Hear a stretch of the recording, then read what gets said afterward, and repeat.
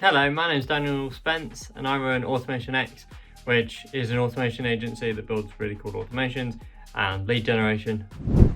I want to talk about building automations and how to handle with clients and kind of like dealing with all of that side of it.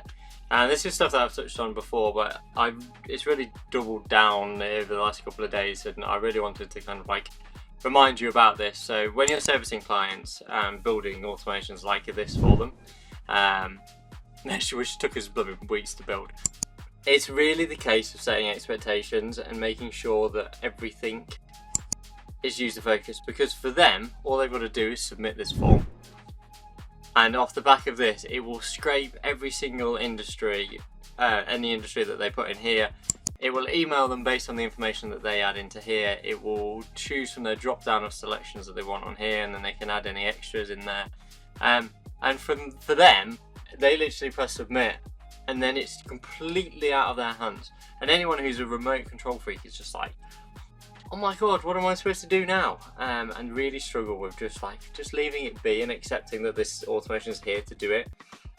So I think my main point of this whole entire video is to just highlight that fact, and if it takes you running them through this automation and showing them, like pressing it to run and then sitting and watching it go with them so that they can see exactly what's going on with it, then do that, because honestly it'll be worthwhile doing that, because they're not going to struggle with all of the kind of issues that come off the back end of it. On that note as well, another thing to think about is when you're signing these clients is to lay out very clearly what your expectations are, how you want it to look, where it's going to go, what it's going to look like. Because we've got to the end of this automation build and it's like, oh that's great, but however I want something that I can like stop it and have like a fail safe, so that it's like I need to approve all of these emails that are going out. Follow me for loads more tips. However, the whole point of the process was to automate his cold email sequencing and have these emails be sent out all of the time. So things like that, you're never going to be able to predict that on the front end. But if you've got a watertight piece of paper that says like, look, this is our expectations of the build. If you want any of these extra bits, then like that's fine, we can add that in, but that's going to be another 3 hours of work, so that's going to be X. And building these little things off the back of it, because you don't want to get to the point where you're 2 months into this automation because there's so many bits that need to be changed and expectations and stuff like that. Whereas I think if you put your foot down on the first one, chances are you never need to do it again, because they're like, let me check whether or not I actually asked for this, and then if not, I need to approach them in a different way. And then all of a sudden you get the power in the situation, because they're asking you to do a favour instead of being like, well, I expect this as part of what I've paid for. So yeah, that's just a key point to mention on there.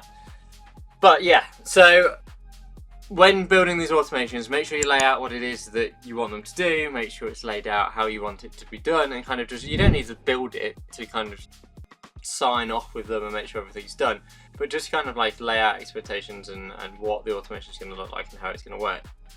And then when you're dealing with the front end of it, make this stuff as simple as possible. This form before was literally just a heading, so I've added all of this text just so that then the kind of process can't be confused. I understand that you know that like this bit is basically for prompting the AI to customize the message. Like, explain that to them. What does that mean?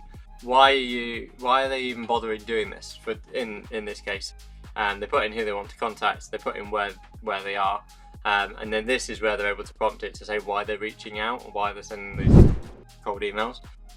Follow me for loads more tips.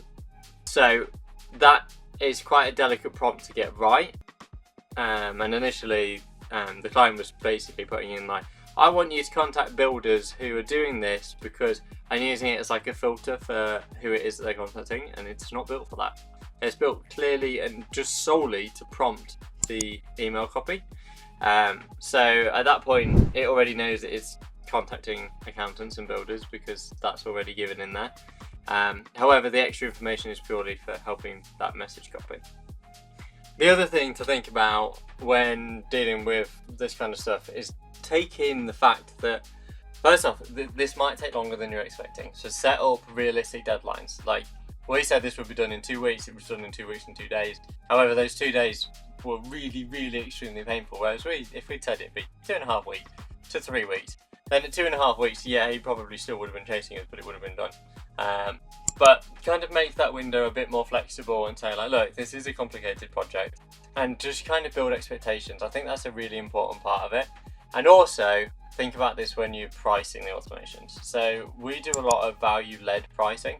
So pricing based on how much value we think this automation is going to bring to the company, how many hours we're going to save, how much potential revenue we could drive and stuff like that. Not necessarily how long we spend building it. Luckily for this project, it's a nice high ticket one, so it's really not an issue. But you could quite easily end up spending like 5 extra days on a project that you didn't know you were going to do, and you've only quoted them for 3. It can seriously get that bad. I've had some where it's like taken us twice as long as expected, just because API keys don't play ball or whatever it is off the back of it. But yeah, so just be aware of that. Make sure you're factoring in these things in your price, and also laying out expectations of what they get for that price. So that if they come back, which I'm yet to have a client to not do this, come back and be like, actually I want to use this CRM tool, actually I want to do this, actually I want to do that. I'll be like, yeah, that's fine, however, but it's going to take us longer to do, that's fine, here's a bill. And do it like that. But yeah, I hope that's helpful. Yeah, let me know if you've got any questions. Thank you so much for watching. Make sure you like and subscribe.